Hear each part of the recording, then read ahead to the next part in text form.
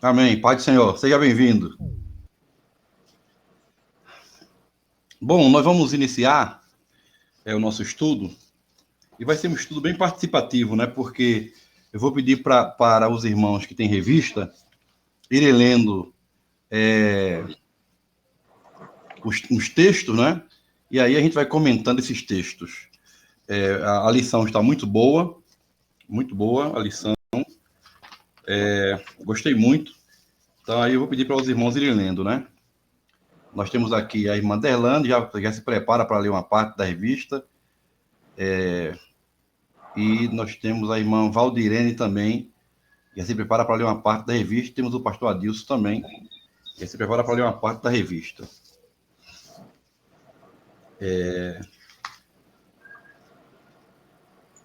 Bom, o assunto é sobre marido e mulher, né?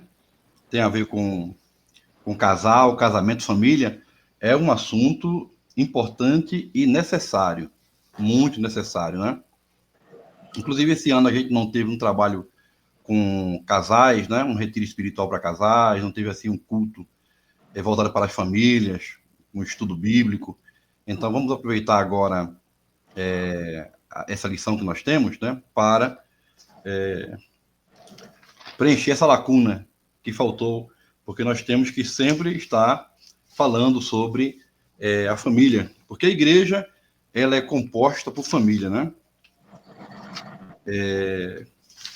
Sem família não tem igreja. A igreja é composta por lar, né?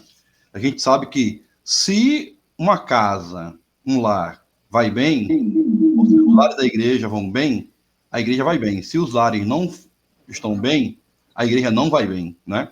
A igreja começa em casa, começa em cada casa, em cada lar.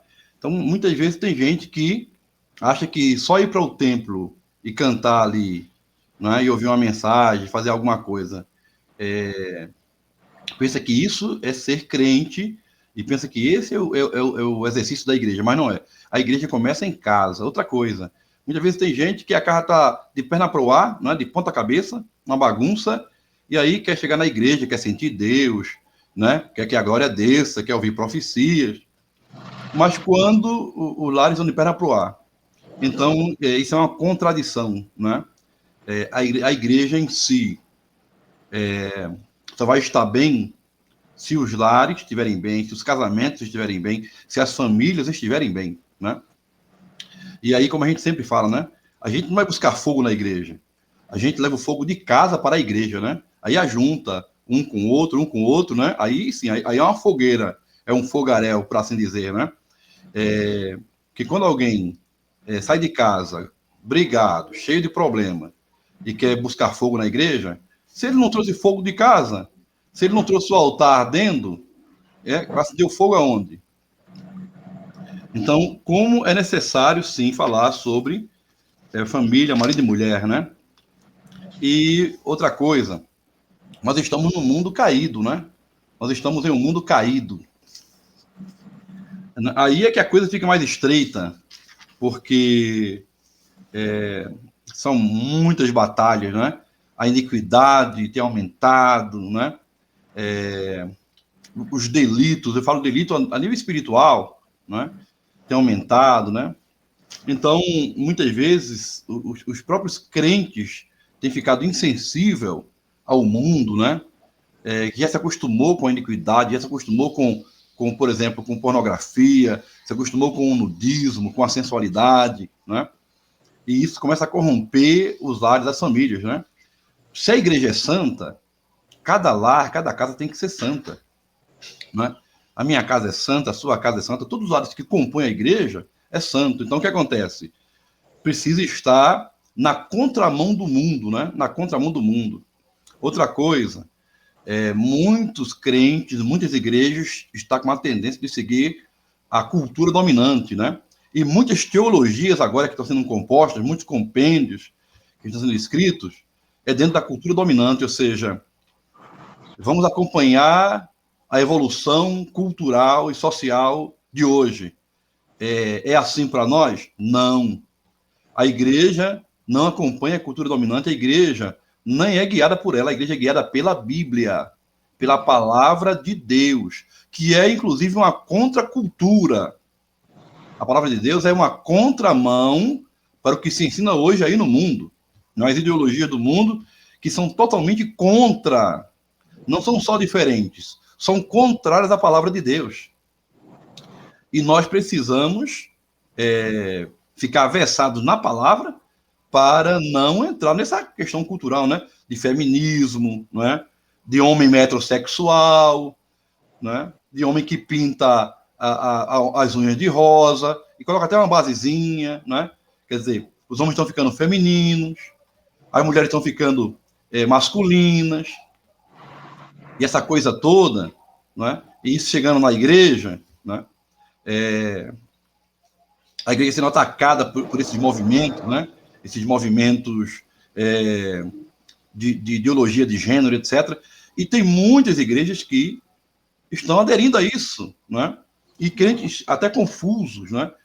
Antigamente, quando se dizia a uma criança, olha, pai é mãe e mãe é pai, a criança brigava e dizia, não, pai é pai, mãe é mãe.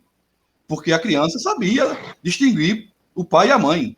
Mas se disser a criança hoje, pai é mãe e mãe é pai, ele vai acreditar. Porque hoje em dia, isso está acontecendo nos lares, né? Hoje em dia, pai é mãe e mãe é pai. Quer dizer, os papéis mudaram, indo totalmente contra aquilo que Deus estabeleceu, porque o que Paulo fala aqui em Efésios, veja bem, o que Paulo fala aqui em Efésios não tem nada a ver com o tempo de Paulo, não, aí muitos, né, muitos pseudos hermeneutas vão dizer o seguinte, não, isso é no tempo de Paulo, isso é no tempo dele, né, mas agora é diferente.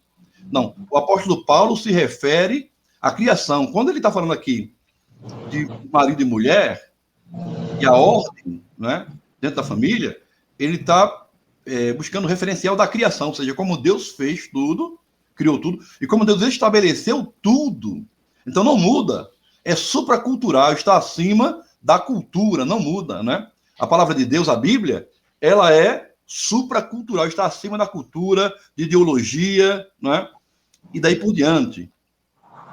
Então, eu vou começar pedindo aqui para o pastor Adilson ler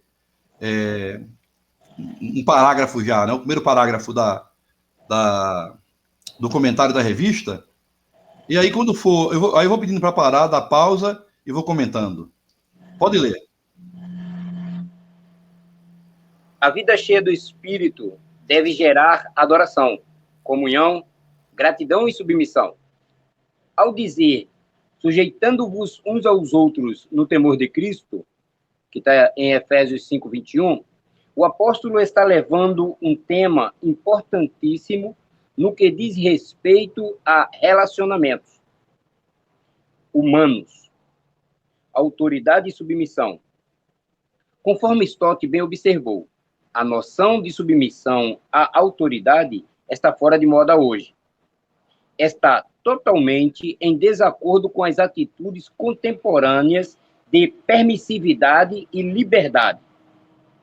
Concordamos com ele que a sujeição é algo que levanta protestos irados. Entretanto, os que estão em Cristo precisam seguir os parâmetros bíblicos e não os do mundo.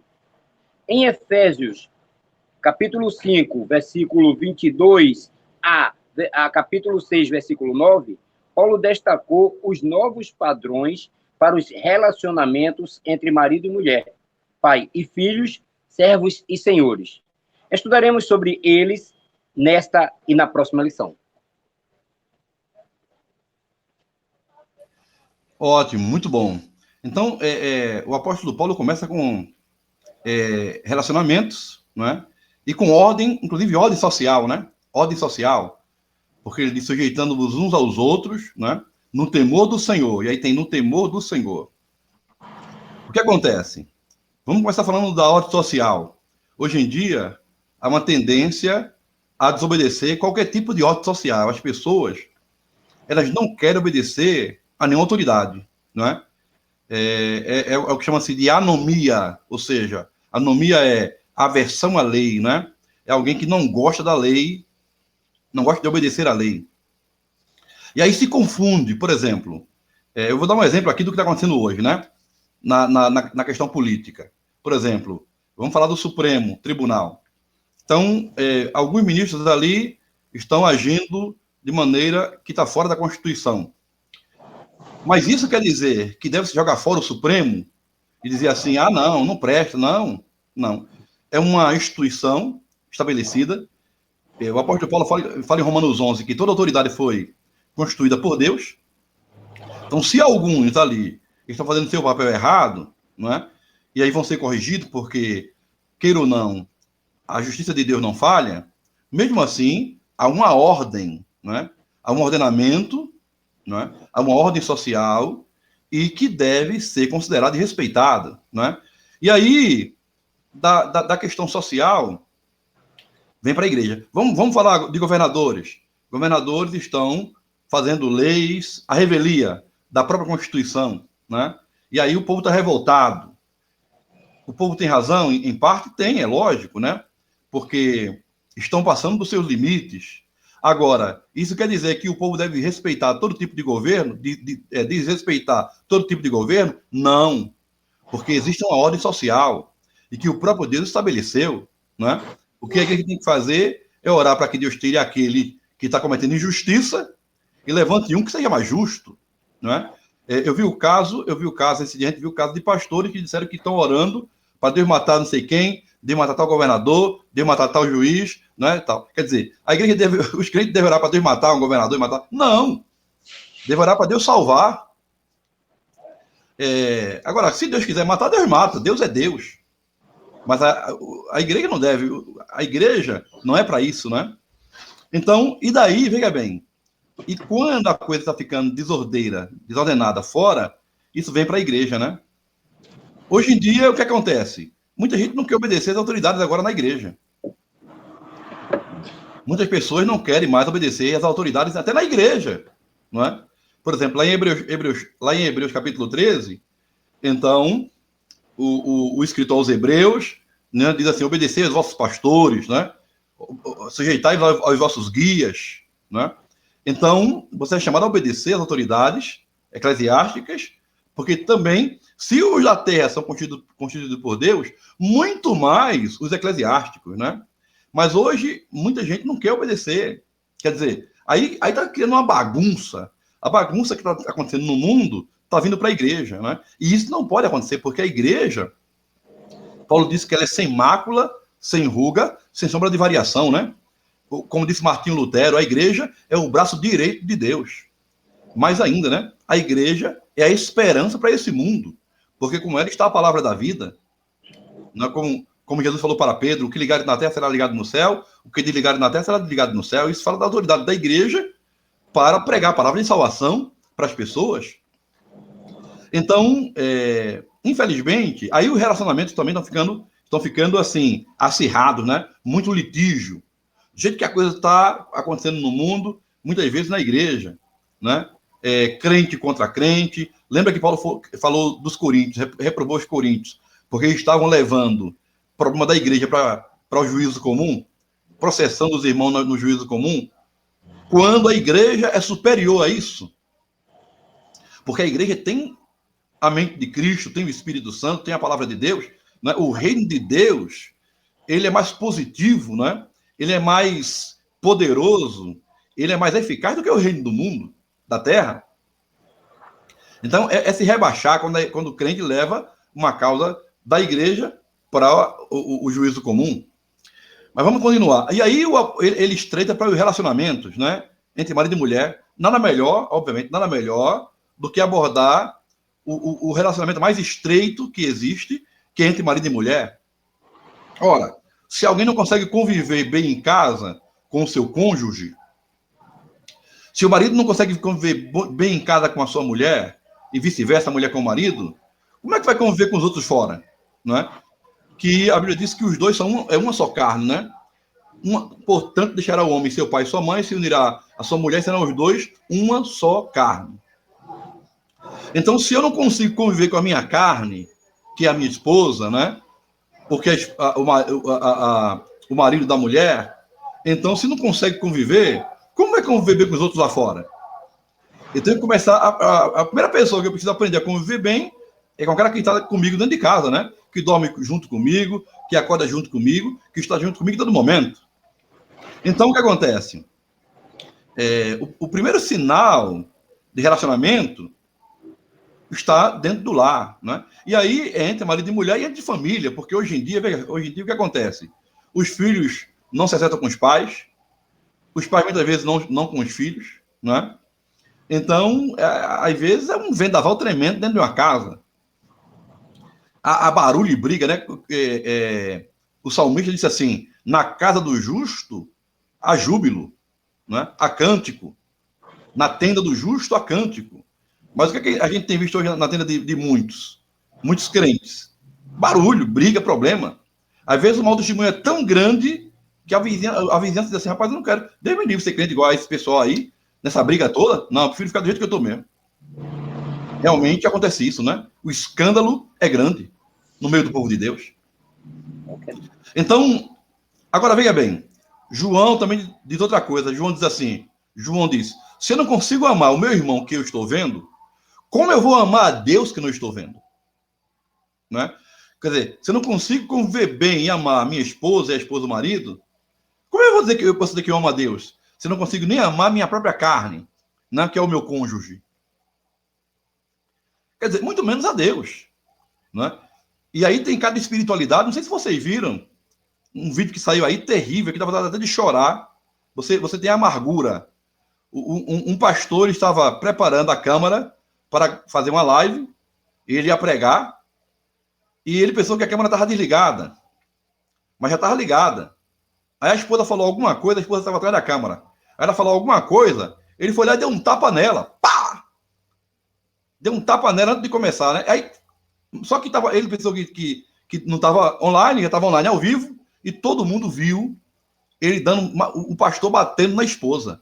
Que negócio é esse? Veja só a que ponto a coisa chegou. Depois ele se desculpou e etc, né? Mas tem muitos homens, né? Que dá uns tapas na mulher, depois bota o paletó, a gravata, vamos para a igreja. E quando chega lá ainda profetiza, né? Só não é do Espírito de Deus, com certeza. Né? Aí diz, não, pastor, mas não tem nada a ver não, porque Deus usa, né? Deus usa qualquer um. Não, Deus não usa qualquer um. Deus não usa qualquer um. Deus usa aquele que está em comunhão com ele. Deus não usa templo sujo, usa templo limpo. Deus não usa vaso sujo, usa vaso limpo. Então, tem um caso de hoje é um presbítero, né? No tempo ele era um diácono no tempo. Hoje é um presbítero. Que o caso, aí o problema dele era a esposa, era a mulher. A mulher dele era terrível. E era crente também. E ele ia para a igreja, ele botava o paletó para ir para a igreja, estava, né, bem passado, estava todo bonito. Quando estava na hora de sair, ela pegava um copo de café e jogava café no paletó dele. Sujava ele todinho, paletó com café, para ele não ir para a igreja. Né? Aí ele tirava aquele paletó, colocava uma roupa mais amassada e ia para a igreja mesmo assim. Então, está havendo muitos casos como este hoje no meio do povo de Deus. Né? Está havendo muitos casos em que o marido, né, em casa é lampião, né? Está havendo casos que a mulher em casa é Maria Bonita, né? Briga de faca, puxa a faca para o marido e depois vou para a igreja de mão dada, né? De mão dada. Eu conheci um casal que eles brigavam em casa e era panela para um lado, tampa de panela para o outro, jogava no outro, né? Jogava panela para um lado, no outro, tampa de panela, brigava. Eu ouvi o barulho, era uma briga feia dos dois. Mas quando eles iam para a igreja, iam de mão dada, pareciam dois pombinhos. Uma espiritualidade tremenda, né? Mas em casa o pau cantava. Quer dizer, Deus não aceita uma coisa dessa, né? É uma vida dupla, é uma vida de mentira. Então, hoje em dia, no meio do povo de Deus, está vendo isso, né? Casais que estão brigando o tempo todo, né? E não tem coragem de chegar na igreja e confessar o pecado e pedir ajuda. Uma vez o menino chegou na igreja, aí foi falar com o pastor. Ele disse, pastor, eu queria morar aqui, na igreja. E o pastor falou assim, mas por que, meu filho, você queria morar aqui na igreja? Ele disse, porque aqui, pastor, meu pai é tão bonzinho. Aqui meu pai dá glória, aleluia. Ele chora, mas em casa, pastor, é terrível, é uma briga. Ele grita, né? Ele bate. Eu queria morar aqui, pastor, para meu pai ficar assim o tempo todo, né? E ele falou aquilo, uma criança, né? Naturalmente. Então, isso tem acontecido no meio do povo de Deus, né? Eu sei de teólogos aí influentes, que escreveram livros, compêndio de teologia, comentários, que quando morreu, descobriu-se que tinha outra mulher. Quer dizer, olha, isso não adianta. Por quê? Porque quem é que engana Deus? Ninguém. Ninguém engana o Senhor, ninguém mente para Deus, ele vê tudo, ele sabe tudo. Mente para si mesmo. E é como a gente sempre fala na igreja, né? O que adianta passar 30 anos numa vida dupla, uma vida de mentira na igreja, e quando Jesus vir e para o inferno, não vai ser salvo? O que adianta? Nada.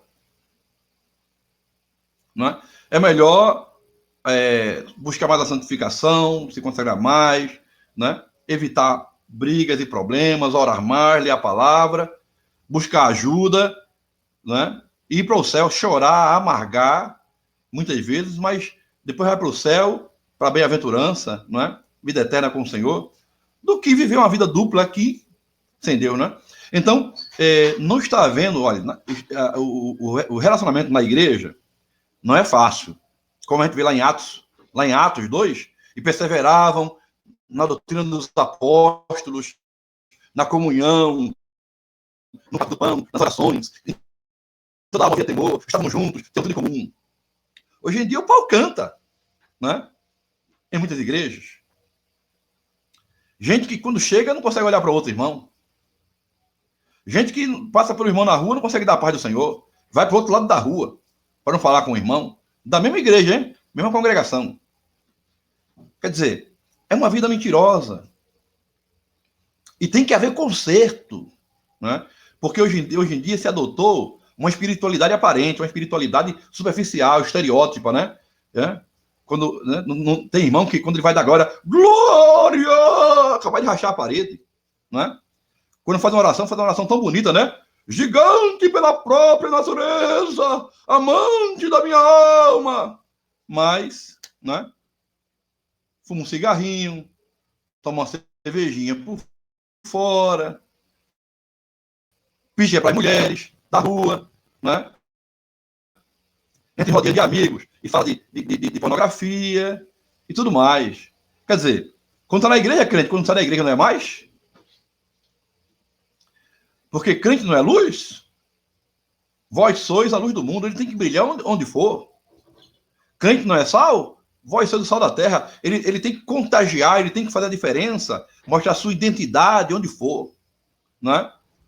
Porque o sal, ele envolve toda a panela, todo o tempero, e ele mostra o seu gosto em qualquer lugar. Né? É aquela história que a gente fala, né? Crente chuchu e crente giló. Crente chuchu é igual o chuchu. Se você botar o chuchu no feijão, ele dá o gosto do feijão. Se você botar o chuchu no arroz, ele dá o gosto do arroz. Né? Então, onde botar o chuchu, ele dá o gosto. Tem muito crente assim. Quando ele tiver, ele é onde ele está. Se ele tiver num grupo de bagunça, ele bagunça. Mas se ele tiver num grupo na igreja, na oração, ele é espiritual. Crente chuchu. Mas o crente giló é aquele que onde tiver, mostra o gosto, né? O giló, de colocar ele, o giló, ele amarga. A gente sabe, essa aqui é giló, né? E tem muito crente chuchu por aí. Então, o relacionamento na igreja está difícil, não está fácil, não. De crente para crente, estreitando mais, nos próprios lares, não está fácil, né? E os casais precisam aprender a se respeitarem, né? A não xingar o outro, né? Não agredir o outro, não desejar mal o outro. Eu vou dizer uma coisa aqui que pode pasmar, pode arrepiar o cabelo, mas é verdade. Muitas vezes tem mulher que quer que o marido está esperando só o marido morrer. E tem marido que está esperando só a mulher morrer. Não aguento mais essa mulher, não suporto mais, meu Deus. Por que tu não leva ela, Senhor? Termina ele indo primeiro. Então, nós temos que ter muito cuidado, né? E aprendermos a ter relacionamentos Começando em casa. Uma coisa certa, se a nossa vida em casa não estiver bem, na igreja não vai estar, né? A não ser que, por exemplo, o problema seja com outros. Né? Se você faz tudo, como Paulo fala lá em Hebreus, se possível, tende paz com todos. Paulo diz isso, né? Se possível, tende paz com todos. Então, Hebreus 15. Aí, se você procura a paz e a outra pessoa não quer, aí é com ela. Aí você diz, Senhor, não sou eu, é a pessoa, porque eu estou buscando a paz, mas o outro não quer, né? Aí entrega para o Senhor que deixa uma providência, né? Mas contanto que cada um procure a paz, principalmente dentro de casa, né? Coisa boa é um lar, uma família que vive em harmonia, que tem paz na sua casa, uma casa abençoada, é um bom exemplo, é um maravilhoso testemunho para os incrédulos, né? Então, começando por aí. Agora vamos para o próximo trecho. Vou pedir para a irmã Derlane. A irmã Derlane está. A irmã Derlane, ela está com a revista, não está? Amém. Então, sim, pastor.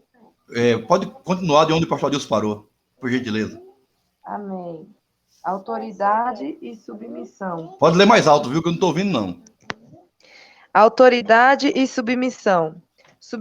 Submissão também é sinal de vida cheia do Espírito Santo, em Efésios 5,18.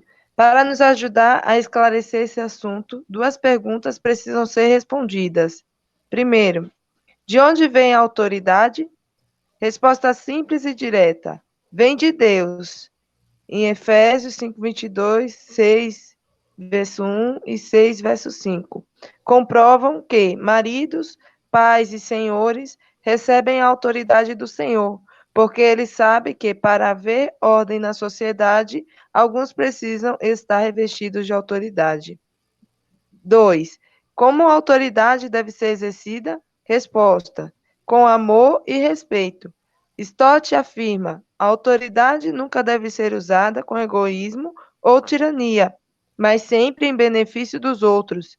E se é Deus quem constitui estas posições de autoridade na sociedade, eles são responsáveis diante de Deus, que as confiou a eles. Por isso, Continue. amém. Por isso é que o apóstolo recomenda que o marido deve amar a sua mulher como Cristo amou a igreja, Efésios 5:25.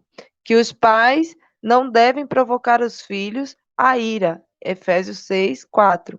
E que os senhores não devem viver ameaçando seus servos, Efésios 6:9. Submissão não é obediência cega. Alguém pergunta: até onde as esposas, filhos e servas devem obedecer? Até onde não for ordenado o que Deus proíbe e não for proibido o que Deus ordena. Temos que buscar equilíbrio em Atos 5:29 e Romanos 13:1 e 2. O princípio é claro. Devemos nos submeter até ao ponto em que a obediência à autoridade humana não envolva a desobediência a Deus. Stott, né, citou isso. Você tem de ter certeza de que realmente está obedecendo a Deus e não aos seus próprios conceitos. Continua, pastor? Amém. Então vejam bem, né? Primeiro vamos falar do maior referencial de autoridade e quem estabeleceu toda a autoridade, que foi Deus, né? Porque os ateus, os mundanos, aqueles que gostam da iniquidade, os iníquos, querem tirar Deus de cena, Deus da equação, dizendo que Deus não existe, ou como os deístas, dizendo que Deus ele não se envolve em assuntos nossos, e daí por diante. Porque, como disse alguém, né? Se Deus não existe, tudo é permitido. Mas quem coloca todas as coisas no devido lugar, estabelece a ordem, é Deus.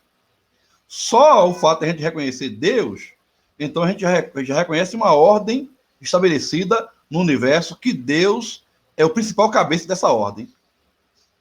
Então, o que acontece?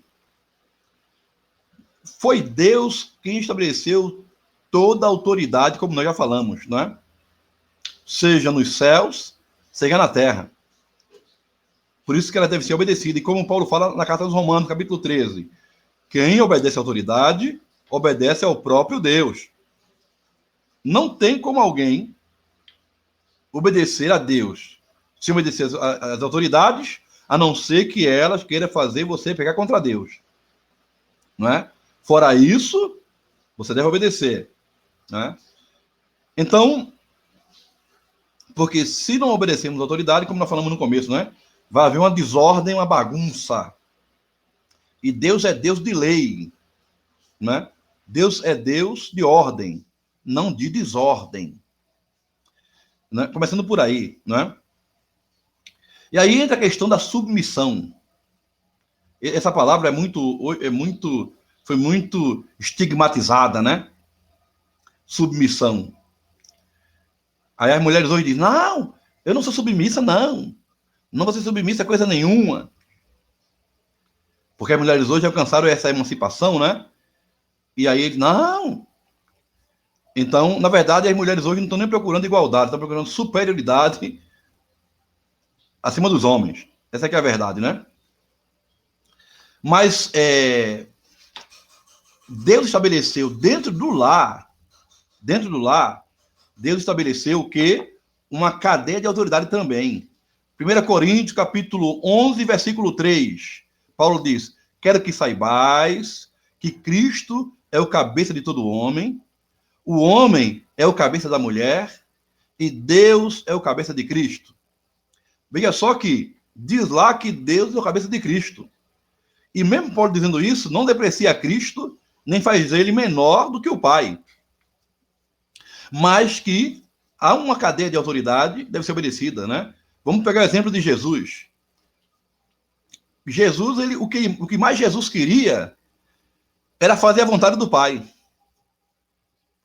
O que mais Jesus queria era cumprir a missão que o Pai lhe designou.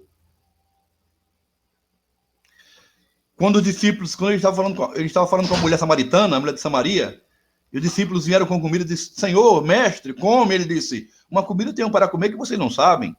A minha comida é fazer a vontade daquele que me enviou. Veja bem, a minha comida é fazer a vontade daquele que me enviou e realizar a sua obra. Quer dizer, Jesus estava ávido. Jesus não estava fazendo a vontade do Pai forçadamente. Era desejo dele fazer a vontade do Pai. Porque havia uma submissão de Jesus, o Filho, o Deus Filho, em relação ao Deus Pai.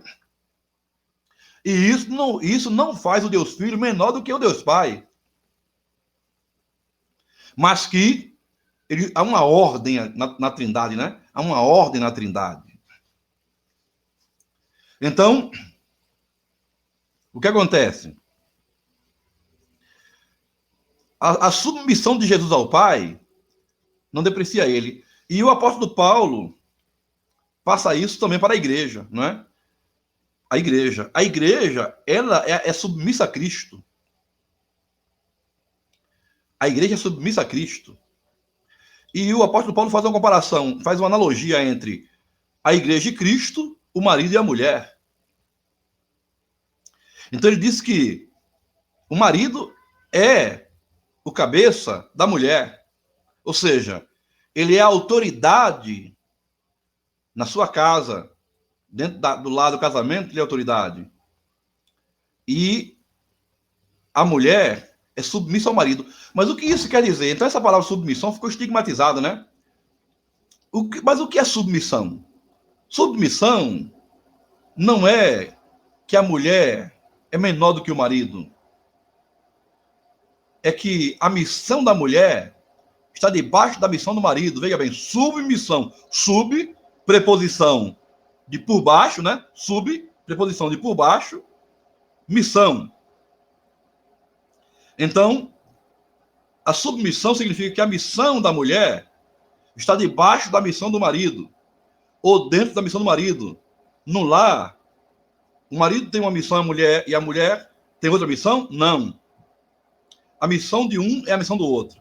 O marido está na liderança, e a mulher está acompanhando o marido. A submissão quer dizer isso, que a mulher acompanha o marido na liderança dele. Mas isso não vai da mulher menor do que o marido, não é? Só coloca a mulher debaixo da autoridade do marido. Ou seja, ela vai seguir o que ele determinar no Senhor, né? Ela vai seguir o que ele determinar no Senhor. E sabe uma coisa interessante? Isso nem exclui o marido não crente, veja bem. Isso nem exclui o marido não crente. Aí, por exemplo, a mulher diz assim, mas pastor, meu marido não é crente. Ele não é crente. Eu posso desobedecer a ele? Biblicamente, não. Porque mesmo que ele não seja crente, ele é o marido. E se a mulher diz assim, mas pastor, meu marido, ele é ateu. Ou ele é espírita. Macumbeiro que seja. Eu posso desobedecer a ele? A Bíblia diz que não. Porque ele pode ser tudo isso, mas é o marido. A não ser que ele queira levar a mulher a pecar contra Deus. Porque a obediência é no Senhor, né? Paulo diz, mulheres, obedecei vossos maridos no Senhor, né? Ou no temor do Senhor. Ou seja, Deus está acima de todas as coisas. Então, se alguém quer levar o outro, né? Se o marido quer levar a mulher a pecar contra Deus, ela diz, não, porque Deus está acima de você. Mas se ele, como marido, dá as ordens em casa, estabelece as ordens, né? Ela concorda com ele. Isso quer dizer que ela não pode opinar? Não, ela pode opinar, né? Isso não quer dizer que ela pode dizer assim, vamos fazer desse jeito? Claro, né? Eles conversam, dialogam, não é aquela coisa assim, eu mando, você obedece. Eu mando, você obedece. Não, não é? Ela vai opinar, ela vai dialogar, porque em Gênesis diz que a mulher é uma força auxiliar comparada à força do homem. Quando o Senhor disse que a mulher é auxiliadora, muita gente entende que a mulher auxiliadora, assim, ela foi feita em uma escala menor, é mais fraca do que o homem. Não. Ela tem força também, muita força. Na verdade, a ciência descobriu que as mulheres têm mais neurônio do que os homens. Tem muitas mulheres que são mais inteligentes do que muitos homens. Tem mulheres que pregam melhor do que muitos homens, e muitos pastores. Mas isso quer dizer que a mulher pode ser pastora? Não. Porque Deus não deu a ela esse ofício. Deu aos homens, não deu às mulheres. O papel das mulheres é outro na igreja. As mulheres na igreja, elas podem ensinar outras mulheres, crianças, discipularem, ser educadoras religiosas, né, professoras, mas não é o fato dela pregar bem, entender bem a Bíblia, que ela pode ser pastora. A mesma coisa, no lar, não é? Então a missão dela está debaixo da missão do marido, e ela vai seguir o esposo. Não tem uma missão diferente. Isso é que é submissão. Uma missão debaixo da outra, não é? Uma missão debaixo da outra. E as mulheres hoje, por causa da cultura dominante, não entendem isso, né? E por causa do feminismo. Então, agora, isso também quer dizer que o marido, ele pode, né, ser um carrasco em casa? Ser um tirano em casa? Não! Porque não é isso que Deus disse, né?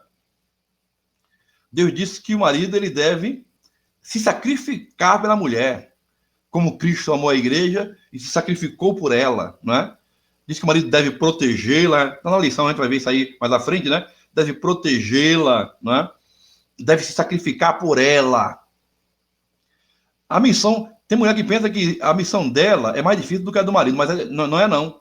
A missão do marido, o que Deus estabeleceu para o marido, o papel dele é mais difícil, porque é amar como Cristo amou a igreja, né? O papel do marido é amar a mulher como Cristo amou a igreja, e isso não é fácil. Então, se exige mais do marido do que da mulher. Porque ela só vai seguir as suas determinações no Senhor, né? Então, quando dentro de casa, pai é pai, mãe é mãe, mulher é mulher, marido é marido, não é? Pais é uma coisa, filho é outra. Quando tudo está na ordem que Deus estabeleceu, tudo vai bem, em casa e na igreja. Mas quando isso muda, então a bagunça, né, é completa, a casa fica uma desordem, o diabo entra e faz saceiro, e a igreja também é terrível. Né? Porque, como eu disse no começo, se a casa está uma bagunça, a igreja vai ser uma bagunça. Essa que é a realidade. Então, a ordem começa em casa, no lar, né? E as mulheres espirituais, veja bem, as mulheres espirituais, elas concordam com isso, com a submissão, ou seja, que a sua missão está debaixo da missão do marido. Só as mulheres que a mente foi afetada pelas escolas públicas e faculdades hoje, que ensinam ideologia de feminismo, de emancipação feminina, de que as mulheres podem, as mulheres têm poder, né? Esse negócio de empoderar, né? As mulheres agora estão empoderadas, Empoderada de quê? Empoderada de quê? De soberba? Não é? Não consegue trocar o pneu de um carro? Agora vamos lá, não é? Na verdade, o que Deus fez não pode ser desfeito. Aí quando os homens, né, quando os sabichões desse mundo começam a querer mudar o que Deus fez, aí tudo entra em colapso, né? Tudo entra em colapso, né? Então, os pais não devem irritar os filhos. Veja bem o que Paulo diz, né? Os pais não irritem seus filhos, não provoquem eles, né?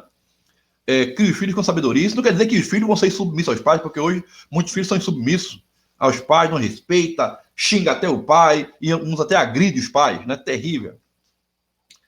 Mas também quer dizer que os pais não devem provocar a ira dos filhos, né? Deve criá-los e educá-los com sabedoria, né? E há um respeito mútuo e recíproco dentro de casa, né? Há um respeito mútuo e recíproco, né? Uma vez eu estava dando um estudo para casais, e aí, nas perguntas, aí um cidadão, né, crente da igreja lá, não era nossa igreja não, era outra igreja que me convidou. Então ele botou lá assim, não tem esse negócio não, a minha mulher tem que me obedecer e tem que fazer o que eu quero e pronto, né? Botou lá. Ele nem sabia escrever, que para eu ler, misericórdia. Foi terrível para eu ler o que ele escreveu. Mas ele disse que a mulher tem que fazer o que ele quer e tal. Aí eu disse, olha, meu filho, meus pêsames para você. E coitada da sua mulher, né? E se você pensa que você está fazendo na vontade de Deus, você está contra a vontade de Deus. Porque a mulher, ela complementa você. O homem sozinho não é completo, não é? Como Deus disse, não é bom que eu esteja só. Porque Adão ele se sentiu só, incompleto, e Deus fez a mulher para completar o homem, o marido. Como é que o marido não vai ouvir a mulher? Como é que ele não vai ouvir um conselho da esposa? Né? Como é que ele não vai dialogar com ela e resolver as coisas junto? Nós vamos resolver junto, né? O que falta em muitos casais é conversar, diálogo, vamos sentar aqui, vamos conversar, vamos resolver junto, né? Mas tem gente que não é assim, né? Olha, vou dizer uma coisa. Pode arrepiar o cabelo, mas eu tenho que dizer. E está gravando. Mas eu tenho que dizer. Hoje em dia, no meio do povo de Deus, na cristandade, que está acompanhando a igreja, não faz parte da igreja, mas está ali como membro, às vezes é diácono, às vezes até pastor, né? Mas hoje em dia, no meio do povo de Deus, tem muitos cavalos batizados e professos, né? Porque tem a profissão de fé, e muitas piedosas jararacas. Está no meio do povo de Deus. Muitos cavalos batizados e professos, né? Porque são homens carrancudos que é filho de Lampião, né? E mulheres que são piedosas jararacas. Quando está na igreja até chora. Mas em casa, misericórdia. O pau canta. Tem homem que aprende da mulher. Tem homem que leva surra de mulher. A gente sabe disso. Né? Então, muita coisa acontecendo no meio do povo de Deus. No meio do povo... Eu não estou falando da pessoa do mundo, não. Estou falando do povo de Deus. Muita coisa acontecendo que tem que mudar. E sabe o que acontece? É por isso que a igreja, hoje em dia, tem perdido o poder. Né? Aí a pergunta assim, mas cadê a igreja que em Atos era assim e tal, e hoje não é? Mas é isso aí. Né? Tem perdido o poder. A gente vê, hoje em dia, pouca demonstração de cura, de maravilhas, de poder na igreja. Não é?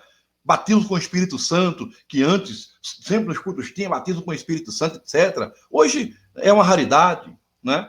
Hoje, para ver uma cura na igreja, é uma raridade. Né? Hoje o crente não gosta nem de orar.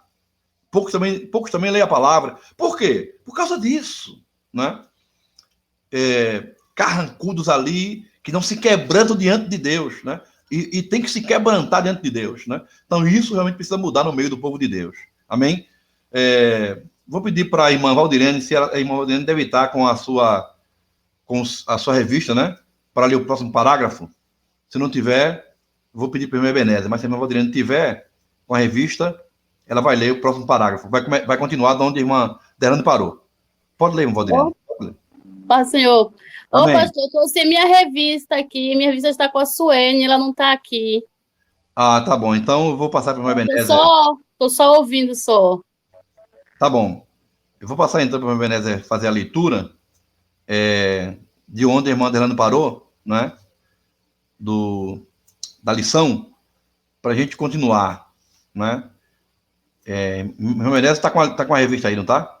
Com a sua lição? Estou sim, pastor. Paz do Senhor aí para todos. Amém. Paz do Senhor. Pode fazer a leitura. Bom, a irmã Adelane estava falando sobre, ela leu na parte do Onde Vem o Poder, não é isso? Isso mesmo. Porque estou virando aqui a folha da minha revista. De onde vem a autoridade, né? O segundo tópico, como a autoridade deve ser exercida? Resposta. Irmã Ibanez, esse tópico eu já li. Agora é o segundo tópico, marido e mulher. Ah, tá certo. Marido e mulher. Era de se esperar que Paulo começasse os novos relacionamentos pelo mais íntimo convívio que pode existir entre dois seres humanos, marido e mulher. Dessa maneira, Paulo faz duas coisas. Estabelece o papel de cada um e faz uma comparação entre o amor do marido pela mulher e o amor de Cristo pela igreja.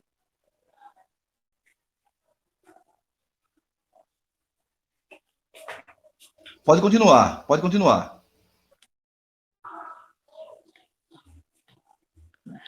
Alguns fatos sobre homem e mulher. Eles são iguais na criação. Deus deu ao homem e à mulher domínio sobre a terra. O homem compartilha o igual da imagem divina. Na redenção, Gálatas 13:28. Não pode haver nem homem nem mulher, porque todos vós sois um em Cristo. B. Eles são complementares. O texto hebraico de Gênesis 2:18 diz literalmente: não é bom que esteja o homem só. Far-lhe-ei uma companheira frente a ele. A ideia é como correspondente a ele, completando-o justamente pela diferença. Os fatos acima servem para desmistificar a suposta inferioridade feminina. Algo que a Bíblia, na verdade, nunca ensinou. Para ler mais, pastor? Pode continuar. O padrão de Deus para a esposa. Paulo baseia sua doutrina da submissão da esposa em Gênesis capítulo 2. E também em 1 Coríntios 11, do 8 ao 9. A mulher foi feita depois do homem, a mulher foi feita para o homem, a mulher foi feita a partir do homem. É desse tríplice fator da criação que Paulo tira a doutrina da liderança masculina. No Novo Testamento, essa liderança quer dizer muito mais responsabilidade que autoridade. O propósito da liderança masculina não é esmagar as mulheres, mas sim facilitar a sua feminilidade. Não é um problema cultural, mas um fato da criação. É aquilo que a criação estabeleceu, e aquilo que a criação estabeleceu, nenhuma cultura tem o direito de destruir. John Stott. Larry Chesterton sugere três razões para o valor da submissão feminina.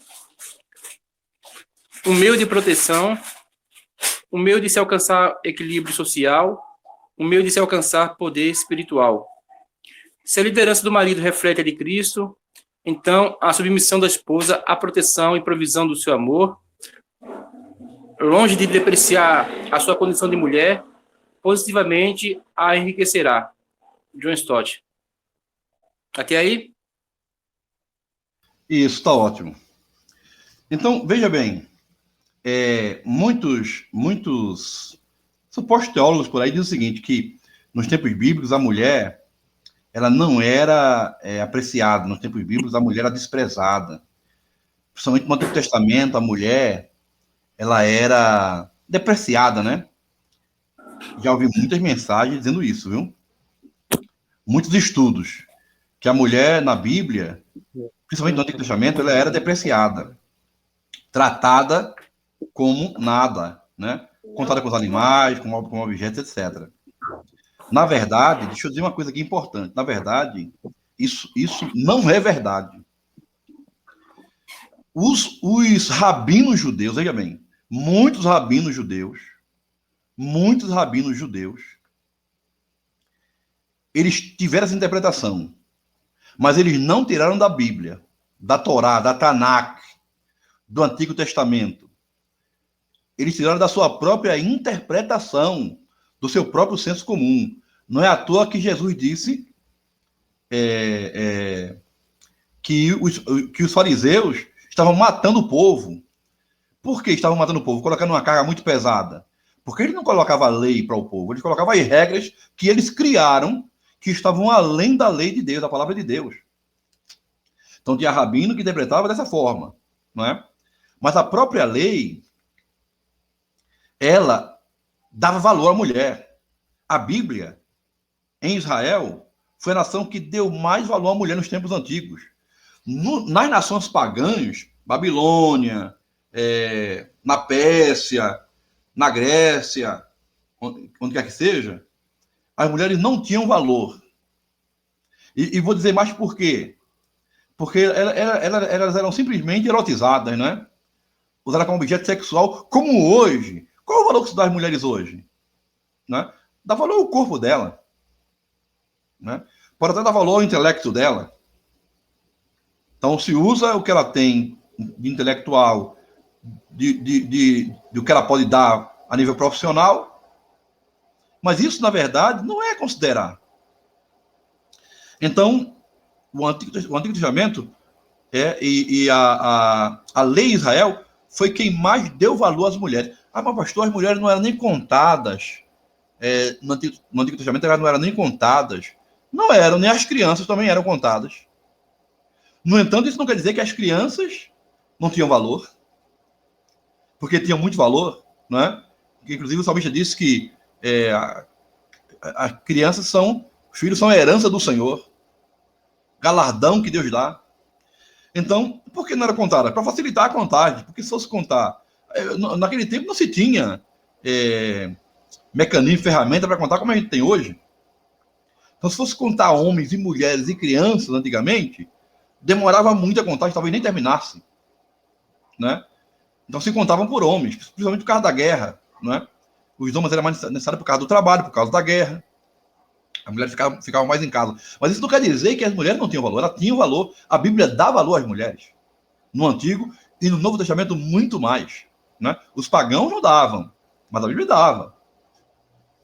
Por exemplo, quando os discípulos foram falar para Jesus sobre o divórcio, Jesus disse que o divórcio não era aceitável por Deus, não era vontade de Deus. Aí disse assim, mas Moisés não deu carta de divórcio? Jesus disse, Moisés deu por causa da dureza do vosso coração. Não é? E aí, o que acontecia? Os judeus deixavam sua mulher por qualquer coisa e casavam com outra. Mas ali não era, ele não estava pegando isso da própria lei de Deus, da Bíblia. Era a dureza do coração deles. Jesus vai dizer depois que você casar, você deve conviver com a pessoa que você casou até o fim da vida, não é? A não ser por algum motivo superior. Mas Deus não aceita o divórcio. Né? Malaquias diz que Deus odeia o divórcio. Então, quando a Bíblia fala que a mulher deve ser submissa ao marido, é para a proteção da mulher, né? Para protegê-la, para torná-la mais feminina. Vejam bem, com essa emancipação hoje em dia das mulheres hoje em dia, né? As mulheres são carreteiras, dirigem carreta, as mulheres são mecânicas, né? As mulheres trabalham na pedreira, as mulheres fazem tudo. Mas isso tornou a mulher mais feminina ou mais masculina? Tornou a mulher mais masculina. A mulher feminista perdeu a sua feminilidade. A mulher que emancipou perdeu a sua feminilidade, né? Hoje em dia, muitos homens não olham mais para a mulher como feminina.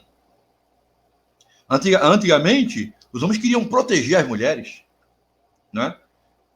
Mas vai proteger o que as mulheres hoje? Se elas hoje estão querendo ser homem. E estão saindo do papel que Deus estabeleceu para elas. E não tem esse negócio, não. Assim, mas, pastor, os tempos mudaram. Mas a Bíblia continua a mesma. Tem que obedecer à palavra de Deus. Né? Dura lex, sed lex. A lei é dura, mas tem que ser cumprida. Se a palavra de Deus diz que é assim, então é assim. E quem crê na palavra de Deus, quem tem fé no Senhor, quem é de Cristo, quem faz parte da igreja, obedece a palavra de Deus. Inclusive as mulheres devem obedecer de bom grado, porque Deus fez isso para a proteção das mulheres, para que elas sejam protegidas pelo marido, não é? Porque, de fato, elas são mais frágeis na questão física, né? Elas são mais frágeis na questão física. Agora, voltando a dizer, né? Os homens não devem tratar as mulheres com aspereza, não é? Com dureza. Não, quando a coisa estiver difícil, ele estabelece a sua autoridade em casa. Vai ser assim, mulher, né? Que Deus colocou ele. Se ele estiver errado, vai se ver com Deus.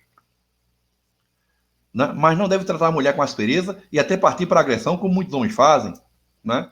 Tem mulher crente apanhando, como nós falamos, apanhando do marido. Quer dizer, isso é inadmissível, né? E o pastor deve denunciar. Se o pastor ver um homem crente, membro da sua igreja, batendo na sua mulher, tem que denunciar a polícia. Manda a mulher denunciar. Vai para a polícia. Se ela tiver medo, porque ele disse, não, ele disse que me mata. Então o pastor vai e denuncia. Porque não vai ser conivente com crime. É crime, né? Se o pai espanca os filhos em casa, eu não estou falando de corrigir, porque o pai deve corrigir o filho, né? Essa educação aí, essa pedagogia que nós temos hoje aí, não vale nada. Que você não pode dar no filho uma palmada, né? Que você não pode dar no filho um psicotapa. Não, né? Salomão disse que se você fustigar o seu filho com a vara, nem por isso ele morrerá, né? Agora, um psicotapa deve ser dado para disciplinar o filho. Salomão também disse que os vergões da ferida purificam a alma. Mas a pedagogia hoje em dia, não, você não pode fazer nada. Por isso está crescendo, os filhos estão crescendo aí e dando para o que não presta. Agora, às vezes o pai espanca o filho, não é? Bate com tanta força que fica hematoma, que depois pode virar uma doença, não é? Que corta, tira sangue, não pode.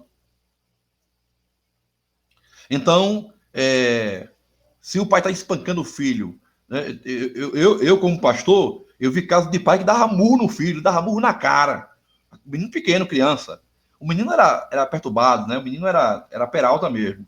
Aí o pai metia o burro, chamei ele, falei com ele, não faça isso mais não.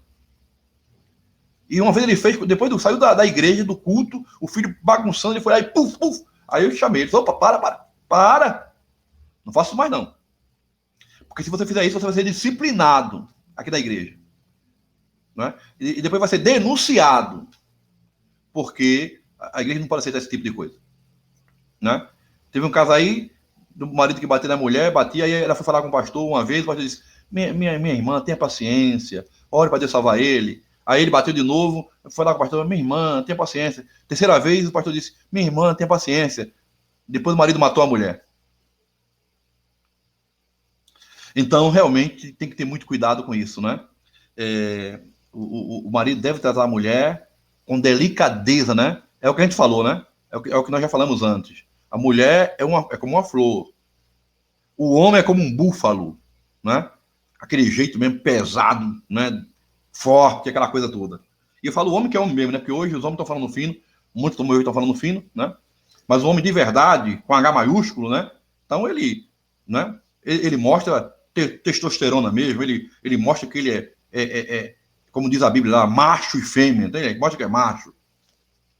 Mas o fato dele ser macho não quer dizer que ele vai maltratar a mulher que é frágil, que não suporta nada. É uma covardia, não sabe que a mulher é frágil, e ele vai e agride ela. Né? Não, como é que você pega uma flor? Como é que você trata uma flor? Não é? Com delicadeza, você pega com cuidado. Né? Uma flor, se um movimento errado, cai uma pétala e vai definhando. Então tem que saber realmente tratar bem a sua esposa, né? E aqui, veja bem, né? Aí nesse caso, o comentarista, ele cometeu um erro aí, ao meu ver, de interpretação, quando Paulo diz assim, grande é esse mistério, né? Mas eu me refiro a Cristo e à igreja. Aí diz assim, aí ele diz aí que o casamento é um mistério, ele fala assim, o casamento é um mistério. Mas aqui está dizendo, Paulo diz, eu me refiro a Cristo e à igreja. O que acontece? É que quando, veja bem, como Deus é maravilhoso. Deus fez o casamento já como um modelo do casamento espiritual entre a igreja e Cristo. O casamento de Adão e Eva, no começo, era o protótipo, era o tipo do casamento espiritual que haveria entre a igreja e Cristo. Adão e Eva eram um modelo. Então, o Senhor já fez ali, não é? Desvendando o mistério. Ou seja, o que ia acontecer depois, né? Quando Cristo viesse e morresse pela noiva, pela esposa, que é a igreja. Então, e é por isso que marido e mulher devem se dar bem, porque se a marido e mulher, um casal, é comparado a Cristo e a igreja, aí eu pergunto, Cristo e a igreja vivem brigando? A igreja vive brigando com Jesus, o esposo dela? Não. Não é? Jesus trata mal a sua igreja? Não. Ele guarda, protege, etc. Né? A igreja desobedece a Cristo, seu esposo? Não.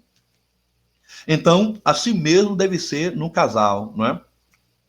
Deve haver esse tratamento recíproco de gentileza de um para com o outro. Porque o casamento prefigura o casamento que vai acontecer nas bodas do Cordeiro, né? Mas Cristo já chama, a Bíblia já chama a igreja de esposa do Cordeiro, né? A esposa do Cordeiro. Já chama a igreja de a noiva de Cristo. Né? E esse é o mistério. Que Deus fez o casamento já como protótipo, tipo de Cristo e a igreja. Né? Isso é muito bonito, maravilhoso. Bom, a gente já está indo para o final, ainda tem mais alguma coisa, né, para ser lido, né? O irmão Diácono Lucas, não sei se ele está. Estou vendo ele aqui, não sei se ele está com a revista e se ele quer fazer a leitura de onde o irmão parou, o irmão Menezes parou. Pode ser, Senhor. Amém. Pode fazer a leitura aí de onde o irmão Menezes parou. Amém. O padrão de Deus para o marido. Se alguém acha que o apóstolo estabeleceu um padrão muito elevado para uma mulher, então entenda bem qual é o dever do marido. Amar a mulher como Cristo amou a igreja é uma tarefa fácil. O propósito de Cristo declarou: ninguém tem o maior amor do que este, dar a alguém a própria vida em favor dos seus amigos. João 15:13. João 15:13. Na prática, dentre tantas coisas, Paulo está dizendo: o marido seguinte, ame a sua mulher, sacrifique-se por ela. Ágape, o amor que se avalia pelo sacrifício. Ame sua mulher, cuide dela. Ame sua mulher, submita-se ao Senhor perante ela. Ame sua mulher, exerça a autoridade como a humanidade. Comunidade. Quem ama a esposa a si mesmo, se ama. Efésios 5:28.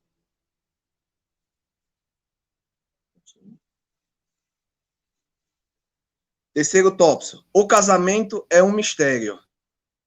O mistério é igual, é algo que se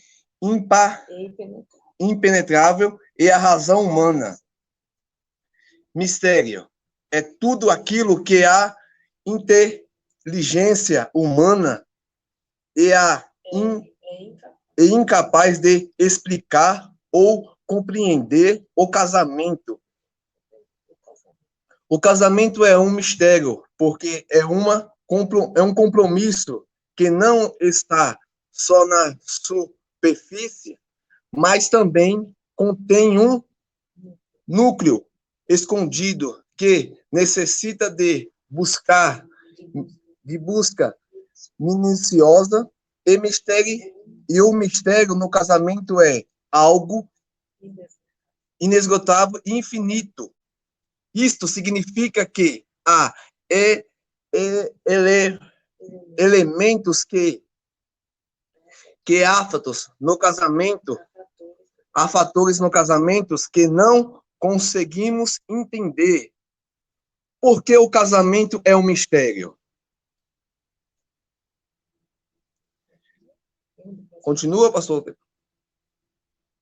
Continue, pode continuar. Seres que compõem. O casamento é um mistério, porque os seres que compõem foram formados de um módulo assombrosamente maravilhoso. Salmos 139, 14. Graças te dou, visto que, por modo assombrosamente maravilhoso, me formaste. É por isso que um não consegue compreender totalmente o outro.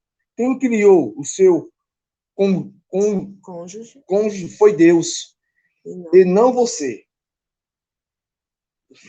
Seres únicos. O casamento é um mistério, porque os seres que compõem são os únicos, são um e únicos. Por isso que quer dizer que a unidade e diversidade é ao mesmo tempo. Um homem e uma mulher vive diferenças. E os dois são uma só carne. Efésios 5, 31. Mas cada um continua tendo a sua própria identidade. A união entre Cristo e a igreja. O casamento é um mistério, porque evoca a união entre Cristo e a igreja.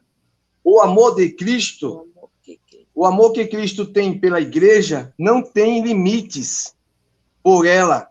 Ele deu a própria vida.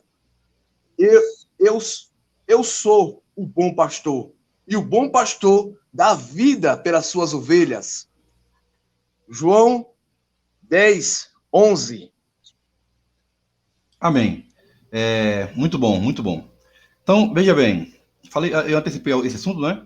Sobre o casamento ser um mistério, porque e aí, na verdade, o casamento, o mistério, na verdade, é que o casamento, ele é uma revelação, ele revela, né? As bodas, o relacionamento entre Cristo e a igreja, como a nível espiritual, né? Como o marido e a mulher, né? Como o esposo e a esposa. Muito bom, muito importante nesse aspecto. O casamento é a instituição assim mais elevada aqui na Terra, né? E o casamento é uma instituição espiritual. Muitas pessoas querem levar o casamento para uma instituição carnal, não é? É uma instituição humana, né, e espiritual. Porque foi o próprio Deus quem constituiu, né? E antes da igreja veio o casamento. Como diz o escritor aos Hebreus, no capítulo 13, digno entre todos seja o matrimônio, bem como um leito sem mácula, né? Digno entre todos seja o matrimônio, ou seja, o casamento, bem como um leito sem mácula, né? O casamento é uma instituição criada por Deus, que é irrevogável, né? Não dá para revogar. Inclusive, hoje em dia tem igreja que não aconselha, às vezes chega lá, muitas vezes chega alguém na igreja, né? E não é casado, vive maritalmente, amigado. E muitas vezes a igreja não orienta essas pessoas a casarem. Não, tá tudo bem, se vive assim, tudo bem, né? Tem pastores que batizam casais sem se casarem no civil, sem um reconhecimento civil, né? Judicial. Então, batiza de todo jeito, né? Da ceia, quer dizer, tá errado. O casamento é uma instituição espiritual também, né? Material e espiritual, e que é o sustentáculo tanto da ordem social como também da igreja, humanamente falando da igreja, porque como nós dissemos no começo, a igreja é composta de família, né? E aí tem essa palavra para os homens, né? Ame a sua mulher, ame a sua mulher, ame a sua mulher e ame a sua mulher, né? Tem homem que ama mais alguém de fora do que uma mulher de fora do que a de casa. Tem homem que elogia mais uma mulher de fora do que a de casa. Tem homem que olha mais para a mulher lá, as mulheres de fora do que a de casa, não é? Então, ame a sua mulher, esse é um mandamento para os homens, né? E respeite o seu marido, honre o seu marido, honre o seu marido, honre o seu marido, é um mandamento para as mulheres, não é? O marido amar a sua mulher, a mulher honrar o seu marido. E aí eu vou entrar num assunto rapidinho aqui, que estamos no final, que é a questão da vida sexual. A vida sexual, não é? Hoje em dia, muitos casais estão tendo muitos problemas por causa da vida sexual que está interrompida, né? Interrompida. Às vezes o homem está cansado, às vezes a mulher está cansada, não é? Um trabalha de noite, outro trabalha de dia, aí o negócio fica bagunçado, porque quando um sai, outro chega. Eles não se vêem em casa e não tem tempo de estar junto, né? No coito, né? No coito. E aí que se cria uma satisfação muito grande, não é? É muita indisposição que está havendo. E Paulo diz lá em Coríntios, não defraudeis uns aos outros. Não defraudeis uns aos outros. Ou seja, quando a mulher se nega para o marido se nega para a mulher, ele está defraudando ou fraudando, cometendo uma lesão, tanto na questão espiritual como na questão social, né? Está prejudicando, é um delito, né? É um delito contra o seu cônjuge. O que Paulo diz? A mulher não é dona do seu corpo, mas sim o marido é dono do corpo dela, e o marido não é dono do seu corpo, mas a mulher é dono do corpo dele, ou seja, na hora que um procurar o outro, tem que ceder, a não ser que seja por motivo de enfermidade, né? Ou que seja por consentimento mútuo. Mas negócio de eu estou indisposto, estou indisposta, né? Está errado. Se o marido procura a mulher e ela não serve a ele como esposa, então ela não está sendo uma mulher completa. Porque a mulher completa, ela cede na questão sexual, é lógico, porque o sexo é uma necessidade física, é como comer, como beber água, não é? O sexo é uma necessidade física, é necessário, então um tem que ceder ao outro, não é? A não ser quando, olha, eu não estou bem, estou realmente doente, você sabe, eu peço sua compreensão, tá ótimo, né? Mas esse negócio aí de um se virar para o outro, a mulher ficar vendo a novela e deixar o marido ver navio e vice-versa, tá tudo errado. Por isso que muitos casamentos têm dado errado e tem havido muitos divórcios, né? Não se deve. Está pecando contra Deus quem se negligencia para o seu cônjuge, seja homem, seja mulher. Está pecando contra Deus. Depois não tem que ir na igreja, aleluia, glória, né? Está se negando para o marido em casa e dando glória na igreja. Deus não está nem vendo isso. Então, muito cuidado. E outra coisa, quando o de casa não quer dar, não faz, o da rua faz, né? Quando a mulher de casa não quer ceder para o marido, a mulher da rua vai ceder e vai fazer muito mais do que a de casa. E vice-versa, né? Se o marido não quiser ceder para a mulher, os homens na rua vão ficar dando em cima dela, né? Então, aí de quem a culpa também é sua. Muito cuidado, né? O que foi que Paulo disse? Paulo disse que só se aparte quando for para ter um tempo para o Senhor e em consentimento mútuo. Então a mulher diz assim, olha, hoje eu vou me consagrar, eu não vou poder servir a você. Eu estou em consagração. Aí a mulher diz, não, hoje não, porque eu não vou poder esperar. E agora, o que é que vai ser? Vai ser uma briga? Vai dizer, não, eu estou em consagração, eu estou em jejum. Nada disso, ela vai ceder a ele. E não vai prejudicar a consagração dela. Né? E vice-versa, o marido diz assim, olha, eu estou em jejum, em consagração, não vou poder ceder a você. Você diz, não, rapaz, eu não posso esperar. Ele tem que ceder a ela. Eu vi o caso de uma irmã que o marido estava em jejum, em consagração, fazia vários dias, de 15 para 20 dias que ele estava em consagração, em jejum, e não cedia para ela, e ela estava desesperada. Ela disse, meu marido está em jejum, em consagração, e ele não quer ceder para mim. A gente teve que conversar com ele. Disse, para aí, irmão, Deus não quer isso, não. Essa espiritualidade sua está fora da Bíblia. Sirva a sua esposa. Então, muito cuidado com a vida sexual, não é? Ela tem que estar bem também, né? E outra coisa, o sexo aproxima o casal, né? Aproxima os dois. Então, e outra coisa, viu? É espiritual. A vida sexual de um crente em Cristo é espiritual. Porque quando Jesus vier, muitos casais vão dar no coito sexual e vão subir. Então, não é nada de carnal, é espiritual, né? Às vezes um procura o outro, aí você fala assim, tá na carne. Que na carne coisa nenhuma, rapaz. Casou porque quis, né? Se não quisesse ter uma vida sexual ativa, não casava, né? Então, muito cuidado. Bom, vamos para a conclusão, né? Conclusão. Vou pedir para o pastor Adilson fazer a conclusão. Ler a conclusão para a gente encerrar e orar.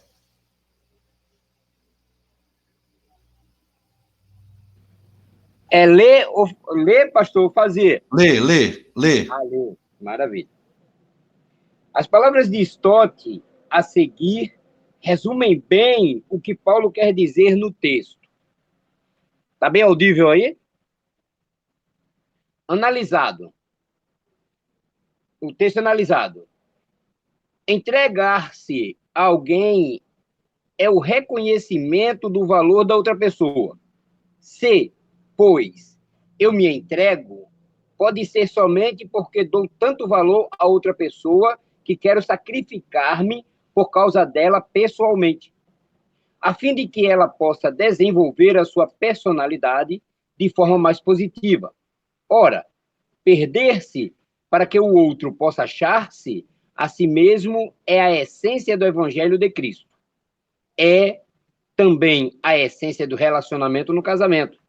Porque à medida que o marido ama a esposa e a esposa se submete ao marido, cada um está procurando capacitar o outro a tornar-se ele mesmo, dentro do comportamento harmonioso dos sexos.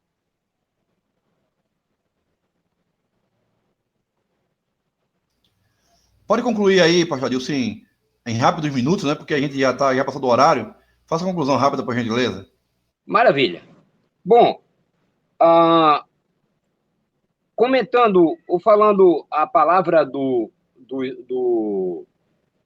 comentarista, assim como ele cita John Stott, os dois têm que estar de comum acordo em tudo.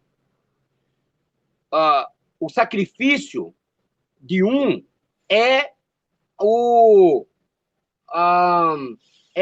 a bondade para o outro, ou seja, é a satisfação do outro, não é? Se eu me sacrifico pela minha esposa, eu estou satisfazendo a minha esposa vai ficar satisfeita, e vice-versa. Então, isso é a essência do relacionamento, porque relacionamento é compreensão, é entendimento. Relacionamento é, então, a entrega total, sem reservas, né? Salvo em caso extremo, como foi explicado pelo pastor Jazz anteriormente. Então, o interessante é, ora, perder-se para que o outro possa achar-se a si mesmo é a essência do Evangelho de Cristo. Ou seja, quando ele cita aqui, e eu entendo isso numa questão em que a pessoa vão se entender e se compreender, mesmo que um ceda, mesmo que um se coloque numa posição de perdido, o outro encontra-se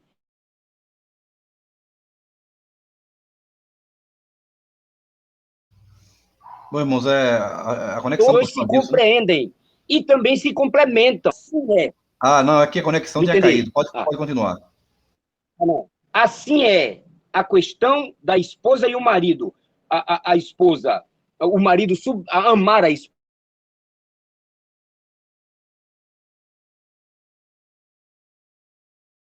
Caiu de novo a conexão, tá cortando, caiu novamente. A questão de desenvolver a personalidade é amar, obedecendo a Deus, obedecendo a palavra de Deus.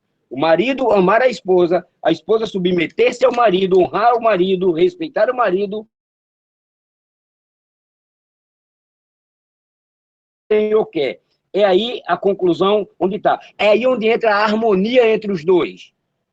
A harmonia está na compreensão, no entendimento bíblico e social entre os dois, no casamento. É isso que o Senhor está falando. Amém? Que o Senhor continue nos abençoando. Amém. Graças a Deus, né, pela lição. Então, tire um tempo para conversar, para falar sobre as notícias do dia, não é? Para orar juntos, ler a palavra de Deus juntos, caminharem juntos, não é? Jejuarem juntos, se consagrarem juntos, façam tudo junto, não é? Que a família que está junta, então, como diz Salomão, o cordão dobrado é mais forte, né? Não se parte facilmente. Então, que Deus abençoe e graças a Deus por esse estudo dessa lição de hoje, muito boa, e que os irmãos possam mastigar, né? Fazer como boi, né? Ruminar, para dentro e para fora, tirar todo o caldo, todo o néctar, se alimentar bem dessa lição, e vai ter alimento para 40 dias, né? Como Elias, tá certo? Deus abençoe a todos. Vamos encerrar. Agradecemos ao irmão que esteve conosco o tempo todo, né? Da Igreja Brasil para Cristo. Tem mais. Deus abençoe. Amém. Paz do Senhor para vocês. E... Amém, pastor. Amém. Paz do Senhor, meu querido. Prazer, viu? Prazer em conhecer vocês, né? É nóis. Prazer. Amém. Então, que Deus abençoe a todos. E estamos encerrando com a oração. Vamos orar, fazendo o encerramento. Obrigado, Pai Celestial. Muito obrigado por esse estudo, por essa lição maravilhosa. Deus amado, para os casais, para o lar, Senhor Deus. Que eles possam guardar, que eles possam aproveitar, que eles possam, Senhor, usufruir, se alimentar desse ensinamento de hoje.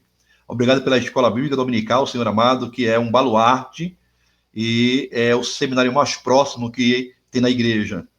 É a faculdade espiritual que prepara os futuros obreiros, os futuros missionários. Obrigado por tudo, pelos alunos que estão presentes, Senhor. E abençoa aqueles que estão enfermos, sara, cura, Deus amado. Nos prepare para o culto logo mais à noite. Obrigado por tudo, te peço e agradeço. Em nome de Jesus, amém. Paz do Senhor para vocês.